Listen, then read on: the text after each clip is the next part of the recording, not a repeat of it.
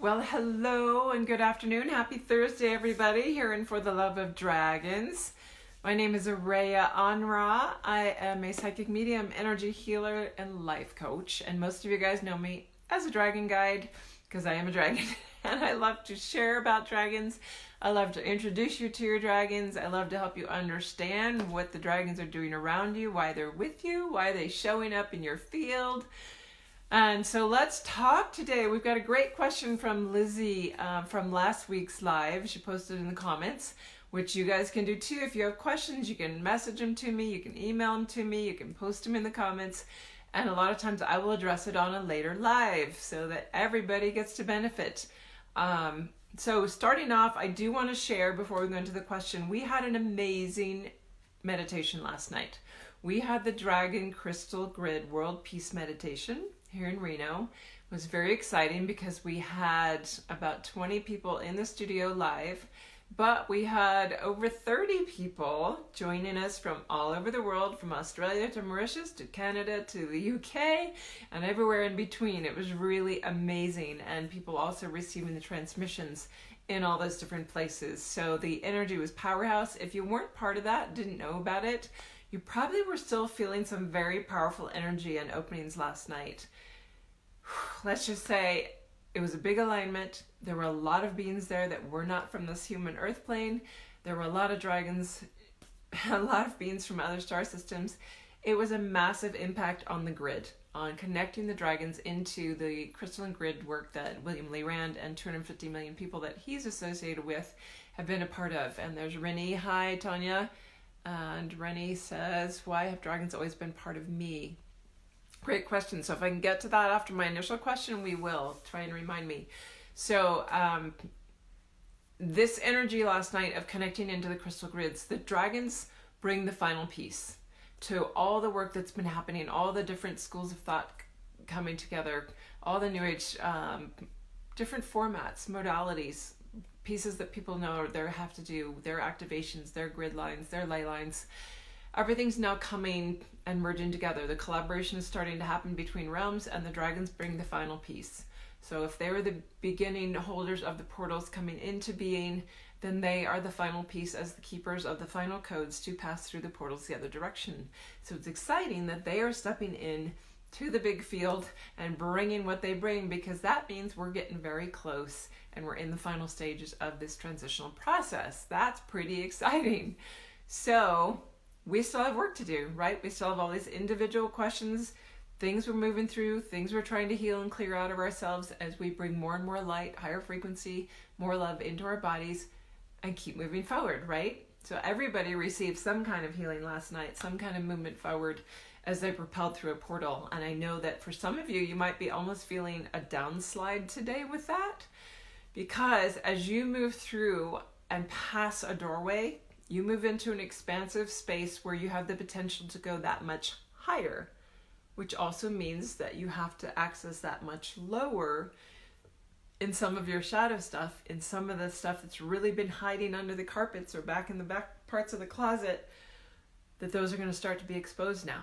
When you start getting to the final layers of the onion, the deepest core, right? There's still really big, heavy pieces that need to come out. And you might be being thrown into one of those because you're ready. You've gone through this portal and boom. So don't be alarmed. Just keep going. Keep moving through it, allowing yourself to feel the emotions, allowing yourself to ask for guidance, support from your friends. Contact your guides. Touch in with your guides. Hi, Vairagi. Good to see you. And I think Ryan's there. Nice to see you. So today's question from Lizzie. Let's go into that.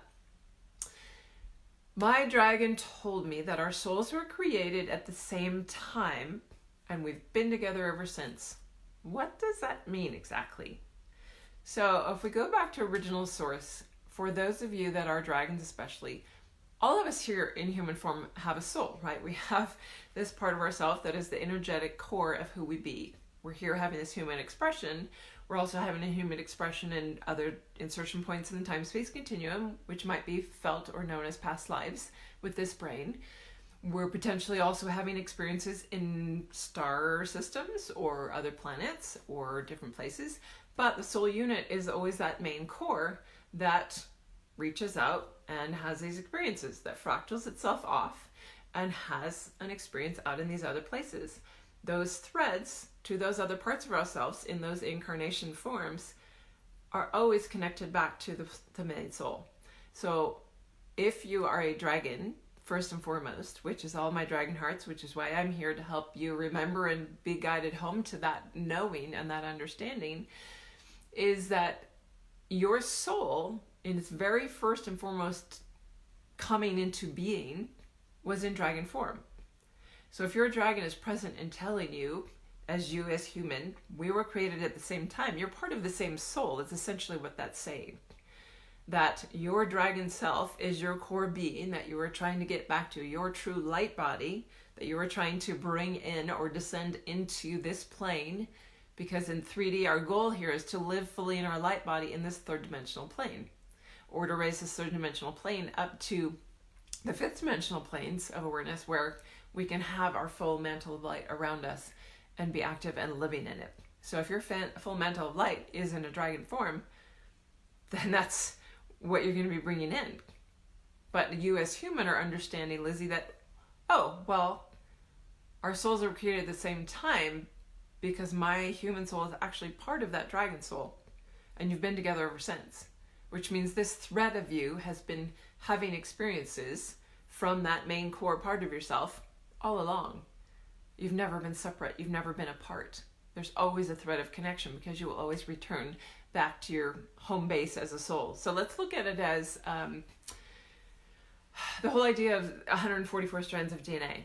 I won't go too deep into this, but if you imagine that you have 144 pieces of yourself within one ball, one sphere, and that maybe you can take 2 pieces of that ball out and insert it over here and actually have a human experience.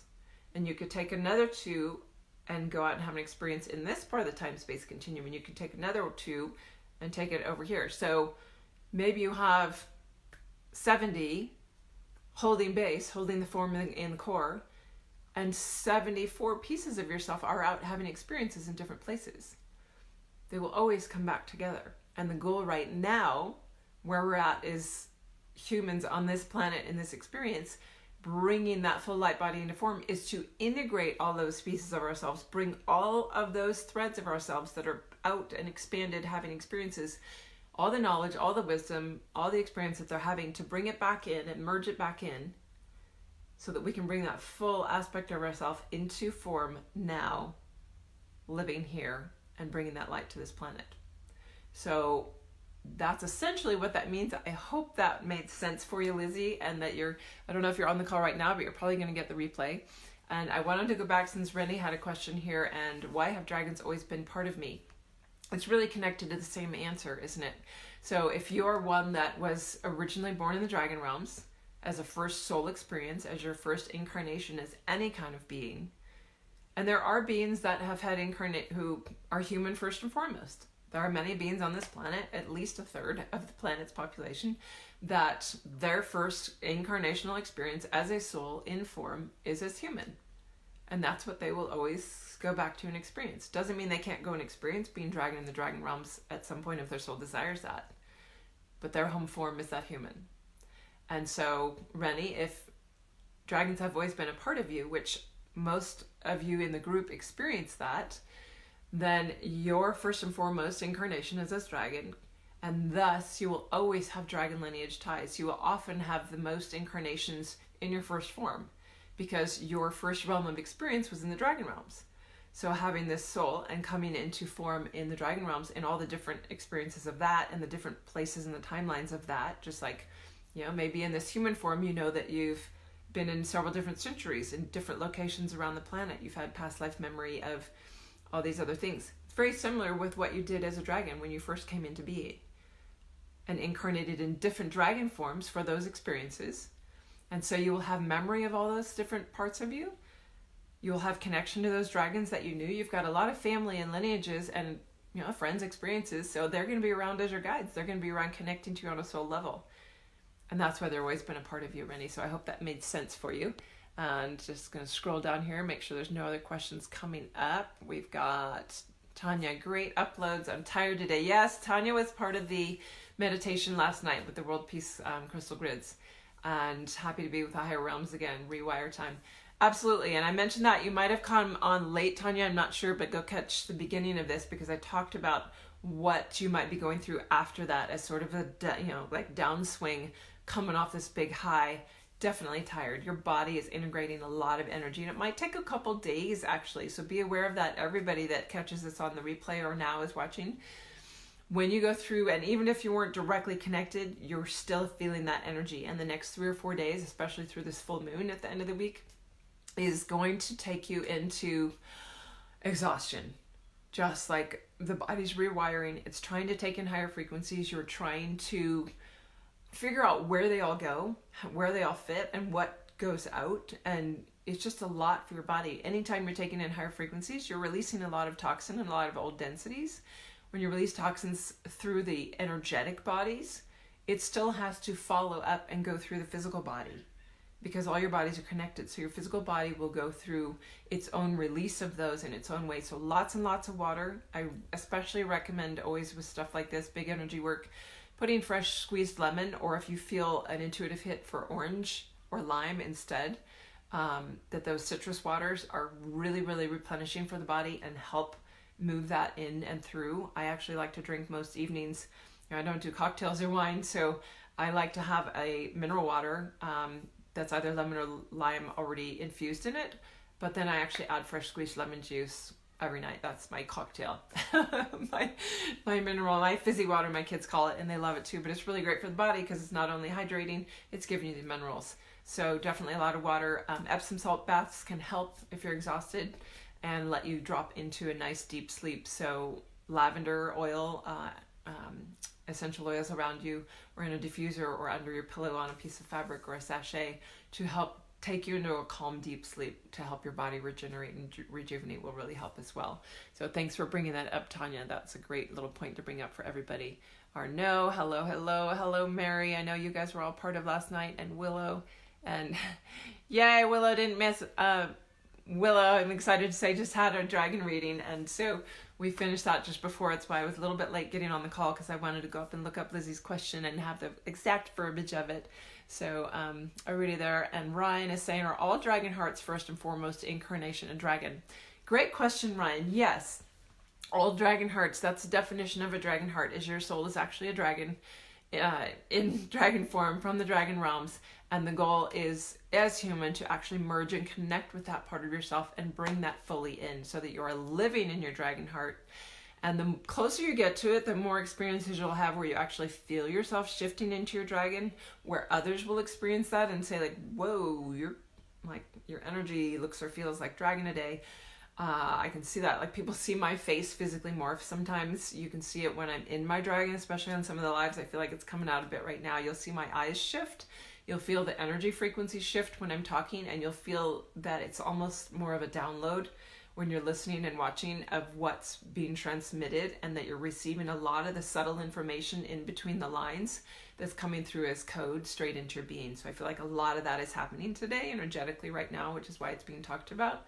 So when I shift into my dragon, it's just the essence of the dragon. They carry such high frequencies and codes that that's what we're here to emanate and bring through to help other people waken up, to help other dragon hearts wake up to themselves. But yes, Ryan, all dragon hearts, that's the definition. And for me, a dragon heart, and the reason I have the Way of the Dragon Heart program, is to help people get to that place where they actually unlock that part within themselves. Because you might know that you have dragons around you, you might have them in your space or as guides, and you might not yet be ready to wake up to the fact that, oh my God, I am a dragon. Or is that even possible? Can I be the dragon? So they introduce themselves and come in your field, and your guides and your lineages and your family members come to help you wake up to that point, because you're the one chosen from your family line to be here in human body for this time on the planet in service to wake everything up and to be the one holding your dragon lineage's frequency here on the planet that's part of the crystal codes and grids of this universe.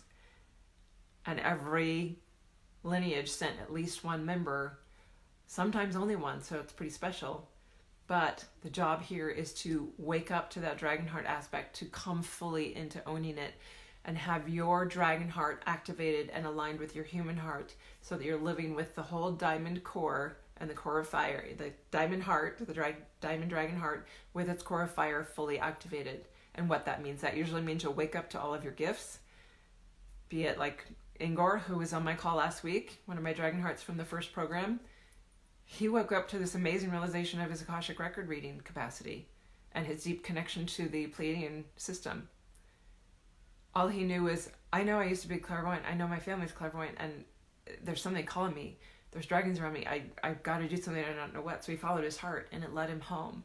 And that's the beautiful thing about my job, and how I'm going to get teary right now, because every time I have a session with someone where I can lead them closer to home, it touches my heart in a way that I can't explain to you. And I know it's why I'm here. So that's why I'm meeting with you guys every week, and love to talk to my dragon family and help you guys understand this more. Let's see. Sandra is saying, last night was great for my first experience. I feel tired too. Yeah. I knew that I've had many lives and my dragons have been there. Thank you. Absolutely, Rennie. It was a great question. Tanya, mine too. A bottle a day, lemon water. Yes. Willow, I'm so happy we had that reading and can't wait till next week. Yeah. Full session next week. Awesome. Keep it going. Esme, how do you know if you're a dragon heart? So Esme, this is a great, hi Teresa and Kinwani, Rennie. You've got a dragon sleeping on me. I love it. They love to nap on me. They get very heavy, don't they? And your whole body's vibrating on this, Annabelle. And you're welcome, Ryan. Esme. Did you say his name was Angor or Angkor? Ingor. I-N-G-O-R. Ingor. Chris Dietrich is his name. And if you look at the video archives from last week's live, you'll be able to get his name in the comments and message him if you want an Akashic reading. I highly recommend it. He is amazing. And so to go back to the question there, how do you know if you're a dragon heart?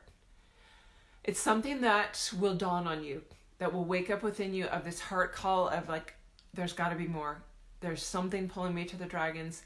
It's an inner thing that you just can't resist anymore once you start waking up to things beyond the physical realm. So maybe you start with meditation practice. Maybe you start with esoteric or sound healing, or maybe you get called to experience Reiki or massage modalities. Something will happen where someone, if you don't have clairvoyance or clairsentience or that ability to perceive something around you in that way, someone else around you will sense, see, or feel and say, do you know you have a dragon working with you? Or there's a room full of dragons here that came with you today.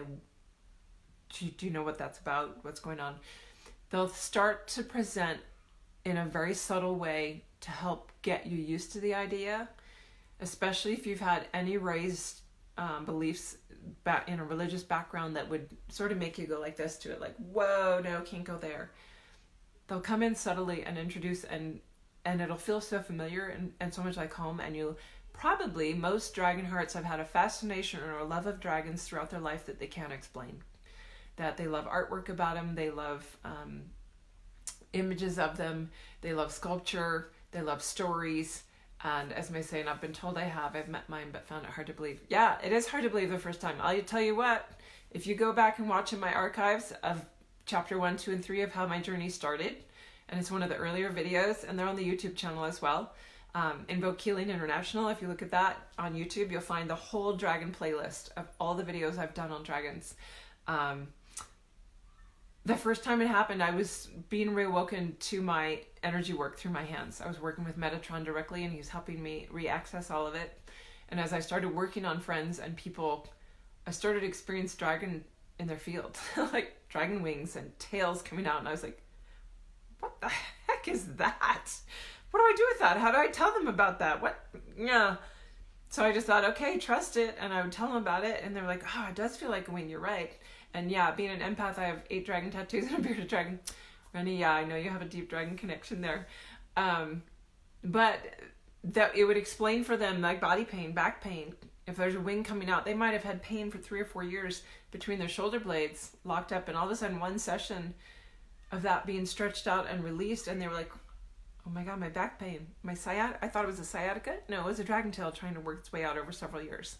So, you will just know if you're a dragon heart. It will come on slowly, and it will be an inner pull, like to do the Eye of the Dragon program or the second half, the Way of the Dragon Heart, because I've now broken it into 2 halves instead of 1 9-month.